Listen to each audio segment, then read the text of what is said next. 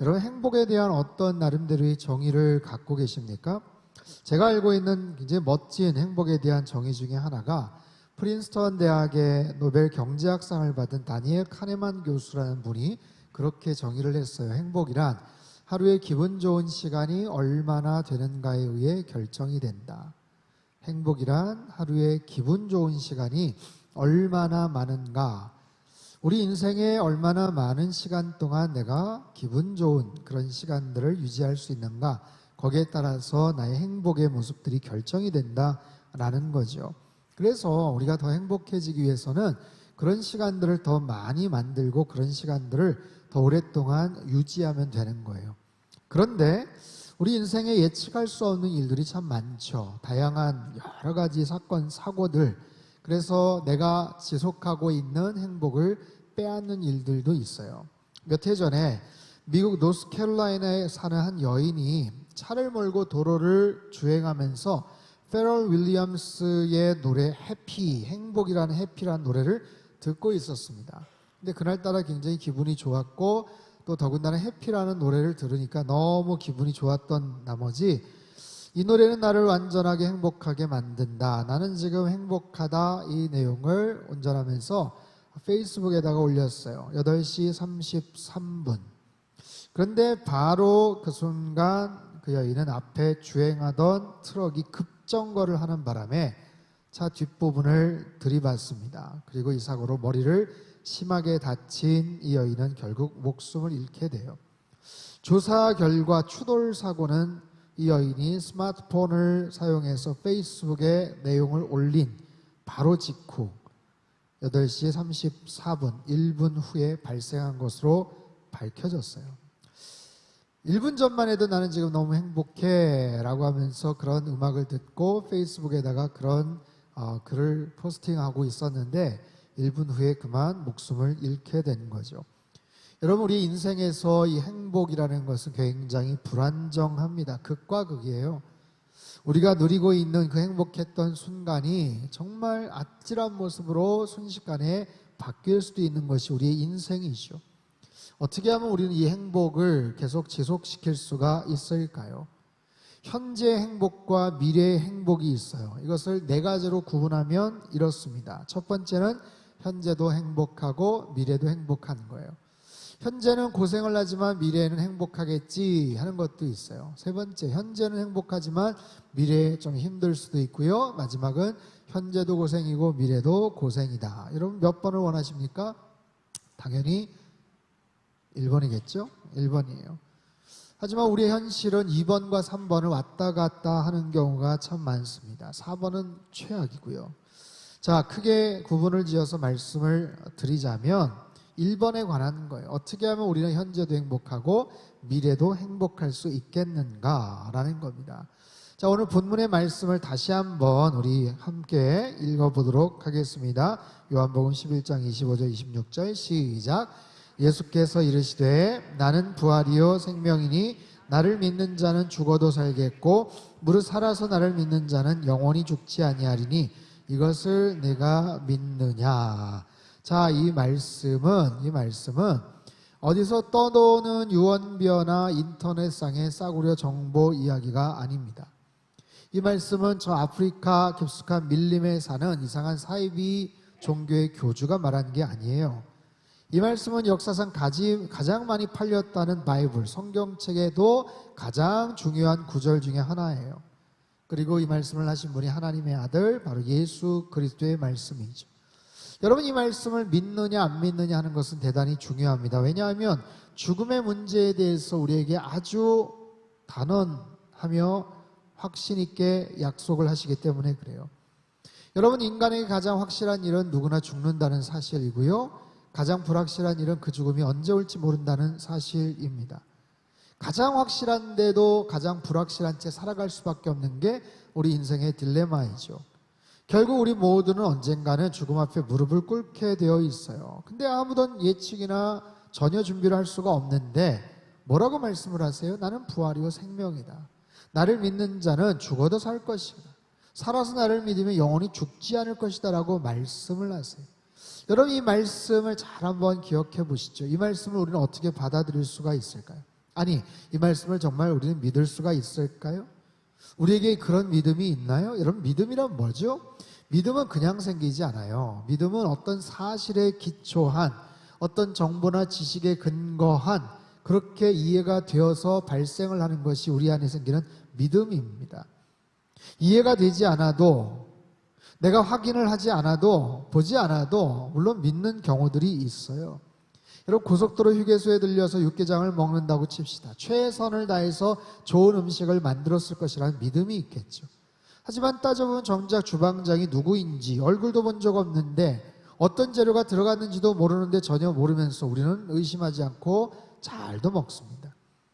아파트 고층에 살면서 저는 13층에 사는데 수십 번 엘리베이터를 타고 올랐지만 걱정하지 않아요. 이 엘리베이터가 혹시 끊어지면 어떡하나, 너무 높은데 혹시 자다가 문제가 생기면 어떻게 하나 걱정한 적이 없습니다. 여러분, 비행기가 뜨는 원리를 아십니까? 그 원리를 이해를 하셔야 비행기를 탈 수 있는 사람은 없겠죠. 어떻게 수백 명을 태운 수백 톤의 그 무거운 비행기가 어떻게 하늘을 날 수 있는가? 우리가 잘 이해를 못해도 우리는 비행기를 탑니다. 이해가 되지 않아도, 내가 직접 본 적도 없어도 그냥 믿고 그냥 편안하게 생활하는 일들이 굉장히 많아요. 여러분, 우리 일상에서도 우리가 알게 모르게 갖고 있는 많은 신뢰와 규약들, 약속들, 믿음이 있어요. 근데 이 믿음이 없으면 우리는 굉장히 피곤한 삶을 살아가요. 남이 해준 음식도 쉽게 먹을 수가 없고요. 비행기도 탈 수 없을 뿐만 아니라 고층 아파트 살 수가 없죠. 그런 만큼 우리의 삶 속에서 믿음이라는 것은 대단히 중요합니다. 자, 그렇다면 오케이, 내가 신앙에 대해서 나도 그런 믿음을 갖고 싶다. 하지만 나는 기독교에 대해서 나는 좀 별로야. 나는 잘 믿지를 못하겠어. 믿고 싶은 마음이 없어. 왜냐하면 일전에 교회 다니는 사람한테 뭐 손해를 본 적이 있어. 아니, 왕년에 교회를 좀 다녀봤는데 좀 별로였어. 기도도 해봤는데 응답도 잘 안 되더라고. 기독교에 대한 여러 가지 크고 작은 뭐 스캔들이나 부정적인 이야기들이 많아서 나는 그래서 싫어 라고 마음을 닫아버릴 수도 있겠죠. 거부감이 생길 수도 있습니다. 하지만 여러분, 정말 내가 믿고 싶은 것, 나에게 정말로 중요한 부분들이 있으면 우리는 굉장히 꼼꼼해요. 내 감정이나 내 정보나 어떤 편견 등이 혹시 거기에 가미가 되지 않을까 우리는 굉장히 주의를 합니다. 그런 이야기 두 번, 세 번 다시 확인하죠. 그거 혹시 떠도는 소문 아니야? 근거 없는 비난 아니야? 혹시 잘못된 정보 아니야? 라고 생각을 하죠.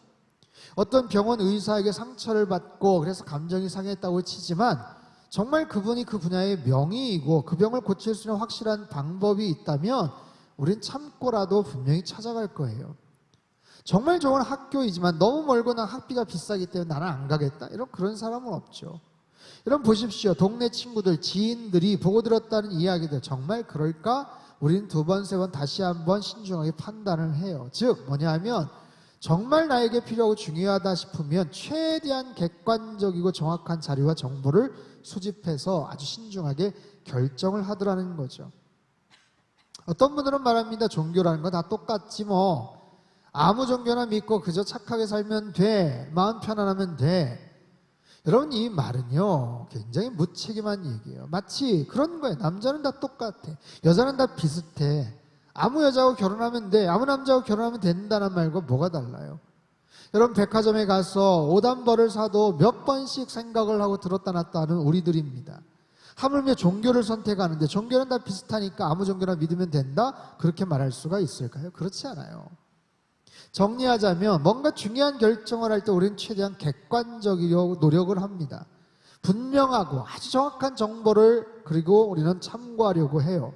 때는 내가 이해가 되지 않아도, 때는 내 감정이 상해도, 내가 잘 믿겨지지 않는다고 해도 정말로 중요한 일이라면 어떻게든지 꼼꼼하게 따지고 정확한 판단을 하려고 하겠죠. 자, 사랑하는 여러분, 예수님께서 하신 말씀, 나는 부활이요 생명이다. 나를 믿으면 죽어도 살 것이고 살아서 나를 믿으면 영원히 죽지 않는다. 여러분, 이 말이 정말로 사실이라면 내가 이 말씀을 어떻게 받아들이느냐에 따라서 나의 미래가 달려있고 나의 운명이 달려있고 시간과 영원이 달려있는 너무나도 중요한 말씀이에요. 이 말씀을 누가 했다고요? 성경에 나오는 예수님이 하셨어요. 여러분, 예수님은 누구입니까? 올해는 서기 2024년이에요. 기원전, 기원후, 우리가 잘 아는 것처럼 BC와 AD로 나누게 되죠. BC 약자가 뭔지 아시죠? Before Christ의 약자예요. 예수 이전의 역사와 예수 이후, AD 라틴어입니다. 아노 도미네, 예수 이후의 역사로 나뉘어지게 돼요. 우리가 무심코 쓰고 있는 2024년, 2025년, 앞으로 3년 후, 5년 후, 몇 년의 이 시간이 예수님의 탄생을 기점으로 나뉘어졌다는 사실이 어떤 의미가 있을까요? 여러분, 얼마나 중요한 인물이면, 얼마나 중요한 사건이면 여러분 우리의 생일을 거기에 근거해서 구분을 하겠느냐라는 거예요.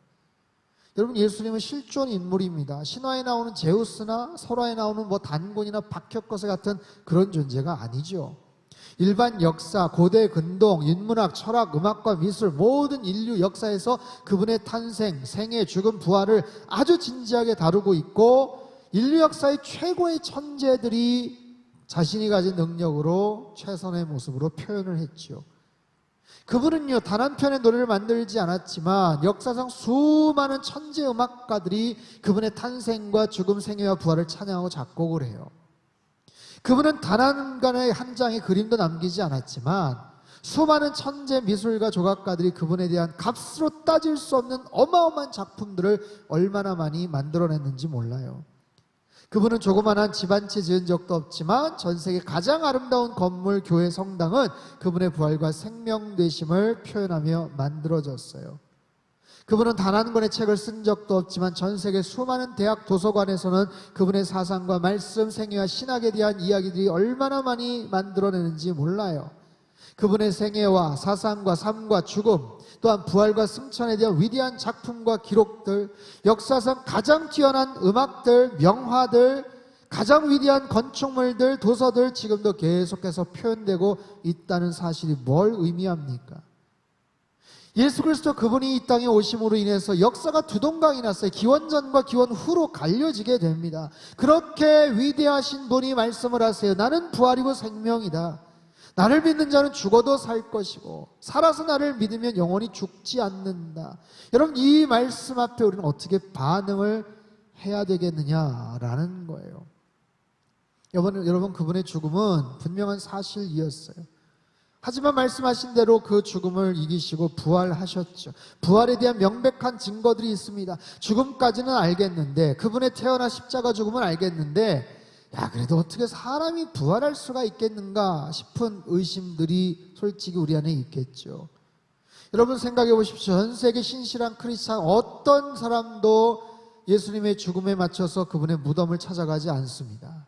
그분의 기일을 지키지 않아요. 왜냐하면 찾아갈 무덤이 없기 때문에 그래요. 분명히 실존하신 인물인데, 존재하셨던 인물인데 왜 무덤이 없죠? 사망에서 승리하셨기 때문에, 죽음에서 부활하신 분이시기 때문에 그런 거예요. 나는 부활이요 생명이다. 이 말씀대로 정말 그 말씀 근거에서 다시 살아나신 그런 분이다. 자, 어떻게 죽음을 이기고 부활할 수 있을까? 어떻게 다시 살아날 수 있을까? 여러분 보십시오. 온 사방팔방에 꽃과 나무, 실록이 우거져 있어요.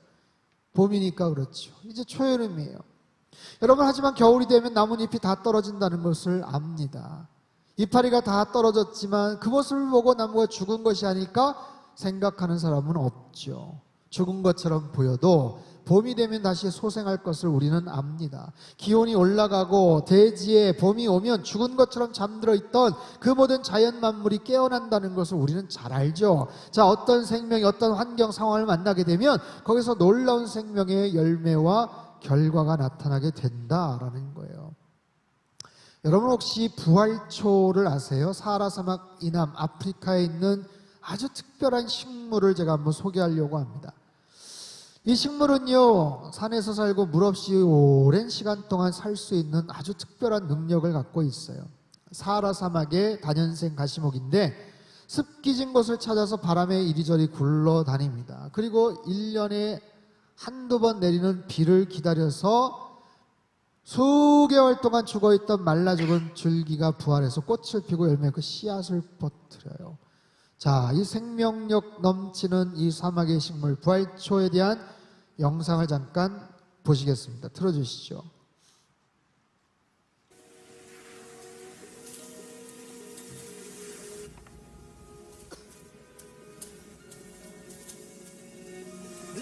may have been dead for 100 years. Yet its name suggests that all is not lost. For this is a resurrection plant.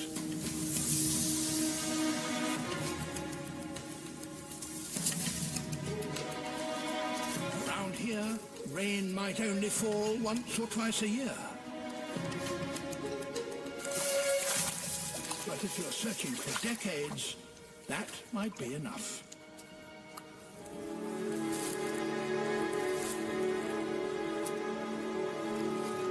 Dead limbs absorb water and unfurl in a matter of minutes. But the resurrection plant needs one more miracle.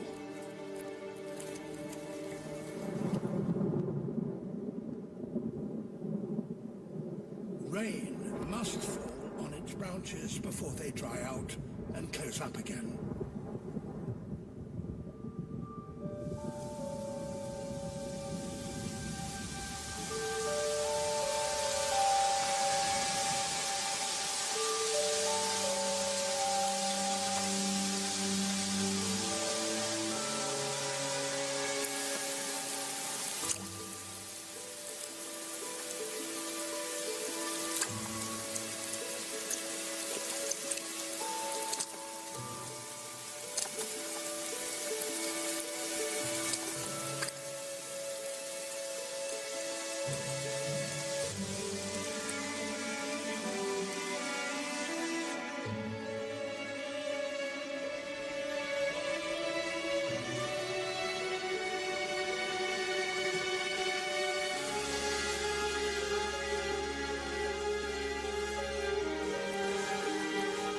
Within hours, shoots emerge.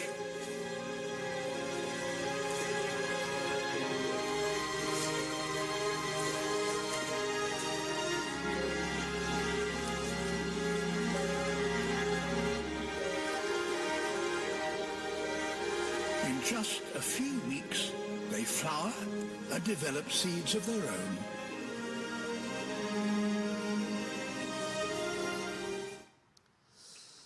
여러분, 생명의 능력은 참으로 놀랍지 않습니까? 겉으로 봤을 때 완전히 죽어있던 그런 식물, 그냥 건불과 같은 그런 것인데 수십 년을 그렇게 살 수 있대요. 아니 100년 동안 물이 없어도 살 수 있대요. 하지만 어떤 조건이 형성이 되면 거기에서 저렇게 싹이 트는 거예요.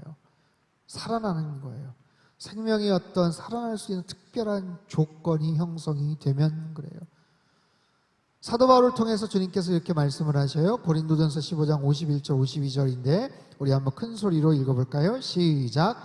보라, 내가 너희에게 비밀을 말하노니 우리가 다 잠잘 것이 아니요 마지막 나팔의 순식간에 홀연히 다 변화되리니 나팔 소리가 나매 죽은 자들이 썩지 아니할 것으로 다시 살아나고 우리도 변화되리라. 아멘.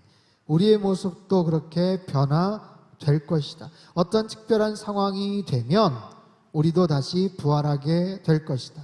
마치 이 부활처가 죽은 것처럼 보여도 비가 오고 물을 접하면 다시 살아나는 것처럼 그 속에서 다시 싹이 트고 10년, 20년, 100년이 지나도 다시 살아날 수 있는 것처럼 죽어도 살 것이고 살아서 나를 믿는 자는 영원히 죽지 아니하리라. 언젠가 다시 부활의 몸으로 다시 태어나고 변화될 것이다. 주님께서 말씀을 하세요.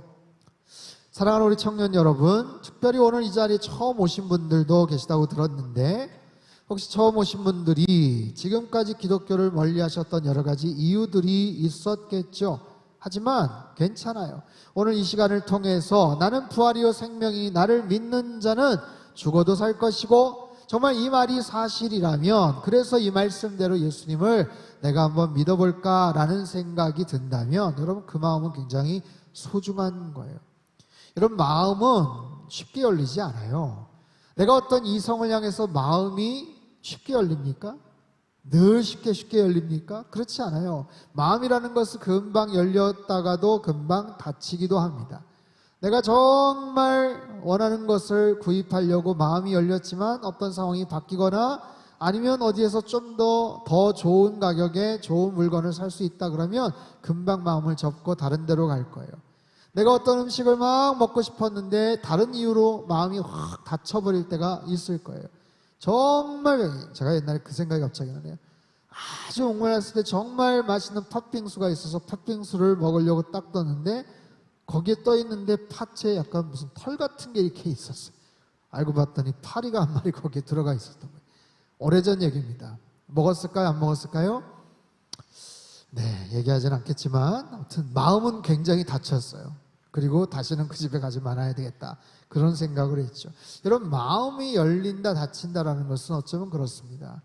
오늘 이 시간에 처음 오셔서 예배를 통해서 이 말씀을 통해서 내 마음에 약간의 오픈되는 그런 어떤 특별한 경험을 한다면 여러분, 그 마음을 조금 더 한번 열어보셨으면 좋겠어요. 여러 가지 이유로 인해서 내가 하나님에 대해서 마음의 문을 닫았는데 어쨌든 그 마음의 문을 살짝 열고 한번 믿어볼까 하고 결심을 하면 돼요. 정말 이 말씀대로 정말 예수님이 부활이고 생명이라면, 그래서 그분을 믿으면 영원히 죽지 않고 살아서 믿으면 영원히 살 수 있다라는 이 사실대로 주님께서 나에게 약속하신 그런 참된 의미와 목적과 행복을 찾을 수가 있다면 여러분, 그것만큼 중요한 것이 어디 있겠습니까? 오늘 처음 오신 분이 아니라 최근에 처음 오셨고 아직까지도 여전히 기독교의 진리에 대해서 정말 아직까지도 알아가는 그런 과정에 있는 분들이어도 괜찮습니다. 오늘 여러분들에게 좀 특별한 기회를 드리려고 해요. 즉, 마음의 문을 열고 함께 기도를 고백하기를 원합니다. 여러분, 기도라는 것은 꼭 손을 모으고 눈을 감고서 기도해야 되는 것은 아니에요. 여러분의 그 진실한 마음을 담아서 그 마음을 가지고 그대로 고백을 하면 됩니다. 이 시간에 여러분, 그런 마음이 있으신 분들은 한번 자막을 통해서 우리 같이 한번 이 기도문을 읽었으면 좋겠는데요. 우리 같이 한번 읽어볼까요? 시작. 예수님, 마음을 열고 기도합니다. 저는 그동안 예수님을 모르고 살아왔습니다. 알게 모르게 지은 죄도 참 많았습니다. 그래서 때론 외로웠고 불안했고 두려웠습니다. 내일에 대한 근심 걱정이 많았고 죄와 죽음에 대한 두려움도 많았습니다. 이제 겸손히 나의 연약함과 죄인됨을 고백합니다. 예수님, 나를 도와주십시오. 예수님이 부활이고 생명이심을 믿고 싶습니다. 나를 위해 십자가에서 죽으셨다고 믿고 싶습니다. 마음의 평안과 기쁨을 주시고 소망과 생명을 주십시오. 행복한 인생을 살게 하시고 영원한 천국에 들어가게 해주십시오. 예수님 이름으로 기도합니다. 아멘. 우리 한번 잔잔히 반주를 좀 부탁드릴게요. 여러분, 인생 가운데 오늘 이 시간이 어떤 의미로 기억이 될지는 모르겠습니다. 아주 특별하게 기억이 될 수도 있고요, 아니면 그냥 특별한 날이 아니라 그냥 스쳐 지나가는 날일 수도 있어요. 하지만 중요한 것은 여러분이 정말 마음을 열고 예수님을 받아들이고자 하는 그 마음의 고백을 계속해서 좀 간직했으면 하는 그런 바람이에요. 이 시간에 한번 다 같이 눈을 감고 함께 좀 기도했으면 하는데, 저도 대학생 딸을 키우고 있는 부모의 마음으로 우리 청년들 여러분들의 삶의 모습들을 지켜볼 때 참 안쓰럽고 참 힘들겠구나라는 생각을 참 많이 합니다. 저 또한 여러분과 같은 20대, 30대 시간들을 보내왔는데 요즘같이 그렇게 힘들지는 않았던 것 같아요. 저 또한 열심히 그 청춘, 젊은 20, 30대를 살아오긴 했지만 요즘 젊은 청년들, 그들 눈앞에 있는 여러 가지 펼쳐진 현실의 모습들을 바라보면서 어떻게 이 모든 문제들을 풀어가고 누군가에게 위로를 받을 수 있을까, 참 힘든 시간들을 살아가죠. 그렇기 때문에 이 십자가의 복음, 예수님의 이 사랑이 여러분들에게 더 필요하다는 사실이에요. 여러분, 내 인생을 누가 이끌어 줍니까? 철저하게 내가 결정하고 내가 책임져야 되는 인생이에요. 그러니 얼마나 힘들고 얼마나 외롭습니까? 내 인생을 누군가 좀 도와줬으면 좋겠는데, 내 어린 시절 엄마 아빠가 알아서 다 해주시는 것처럼 좀 그렇게 내 인생을 누가 좀 이렇게 좀 책임지고 좋은 모습으로 이끌어 주셨으면 좋겠는데, 나 혼자 아둥바둥 열심히 최선을 다해 산다고 해도 늘 제자리인 것 같고, 언제나 나보다 더 좋은 모습, 잘난 사람들은 내 주변에 늘 가득한 것 같아요. 그런 비교의식, 상대적 박탈감, 때론 패배감, 여러 가지 상실감 속에서 정말 현타를 느끼고 속상한 마음으로 살아갈 때가 많죠. 그렇기 때문에 우리 인생에 주인을 만나는 것은 너무나도 중요한 일이에요. 오늘 이 말씀을 하신 예수님이 여러분 인생의 주인이 되신다면 여러분 마음속에 한없는 위로와 평강을 그분이 여러분에게 주실 겁니다. 아무것도 염려하지 말라고 말씀하시고요, 내가 너의 앞길을 책임져 주시고 인도해 주시겠다고 말씀을 하세요. 여러분 한번 믿어보십시오. 그리고 그분 앞에 여러분의 삶을 한번 드려보세요. 그럴 때 그 주님께서 우리의 인생을 가장 선한 길로, 가장 완전한 길로 그렇게 인도하시고 이끌어 주실 줄로 믿습니다. 오늘 이 말씀을 마음속에 잘 새기시고 여러분의 입술로 아주 짧지만 아주 간단하지만 그럼에도 진실한 믿음의 고백을 잠깐이라도 좀 드리는 그런 시간이 되었으면 좋겠어요. 우리 이 시간 같이 한번 기도할 때, 주님, 저희 인생의 주인 되어 주시고 저희 인생을 인도해 주십시오. 저의 삶을 책임져 주십시오. 제가 힘들고 외로울 때 나의 모든 것들을 주님께서 알아주시고 주님 가장 선한 길로 이끌어 주십시오. 그 주님이 내 인생의 목자가 되시고 부활 이후 생명이시라면 그 주님만을 온전히 따라가는 삶을 살겠습니다. 우리 시간에 잠깐이지만 같이 한번 기도하고 제가 여러분들을 위해서 다시 한번 축복 기도하겠습니다. 기도하죠. 사랑하는 주님, 저희들의 연약한 모습들을 주님께서 아십니다. 우린 늘 좌충우돌합니다. 최선을 다해 살아간다고 하지만 결실이 때로는 생각보다 너무 부족해서 힘들고 낙심하고 속상할 때도 참 많습니다. 그런 우리들에게 주님께서 찾아와 주시고 하나님 부활 이후 생명 되시는 그 주님을 의지하고 살아갈 수 있도록 삶의 소중한 기회를 주셨사오니 이 마음 붙잡고 주님 앞에 나아가게 도와주시고 하나님 날마다 주님과 동행하는 우리의 삶이 되게 도와주시옵소서. 한치 앞을 알지 못하는 나의 인생입니다. 어떻게 살아가야 될지, 무엇을 결정하며 살아야 될지 너무 막막하기만 합니다. 주님 내 인생에 길을 내주시고 빛을 밝혀주시고 하나님 생명으로 함께하여 주시어서 진정한 인생의 OFD데이를 날마다 경험하는 우리의 삶이 되게 도와주시옵소서.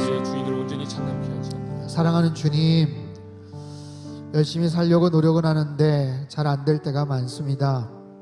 어떻게 무엇을 결정하고 어떻게 살아가야 될지 참으로 막막할 때도 많습니다. 그럴 때 내 인생의 주인 되어 주시고 나의 길을 열어주시고 내 인생의 빛을 허락하여 주시옵소서. 부활 이후 생명 되시는 주님 안에서 생명의 기쁨을 누리기를 원합니다. 청춘의 그 즐거움을 누리며 주님 안에서 참된 자유와 평강을 누리며 그 어느 시기보다도 누구보다도 찬란하게 빛을 발하는 우리의 삶이 되도록 축복하여 주시옵소서. 오늘 이 말씀을 마음속에 새깁니다. 부활 이후 생명이시라는 주님, 100년이 넘어도 어떤 상황이 형성이 되면 거기에서 싹이 트고 꽃을 피는 부활초와 같이 우리도 다시 그렇게 살아나게 될 줄 믿습니다. 주님 의지하며 하나님 앞으로의 평생의 삶을 열심히 신실하게 살아가는 우리 모든 청년들 다 되게 축복하여 주시옵소서. 이제는 우리 주 예수 그리스도의 크신 은혜와 하나님 아버지의 극진하신 사랑하심과 성령님의 교통하심의 역사가 부활 이후 생명 되시는 주님 안에서 인생의 참된 목자 되신 주님만을 바라보며 늘 이 땅에서 동행하며 승리하며 살기를 간절히 소망하는 예배드린 우리 모든 청년들, 그들의 인생의 진로 앞길 가운데 이제로부터 영원토록 함께 하시기를 간절히 축원하옵나이다. 아멘.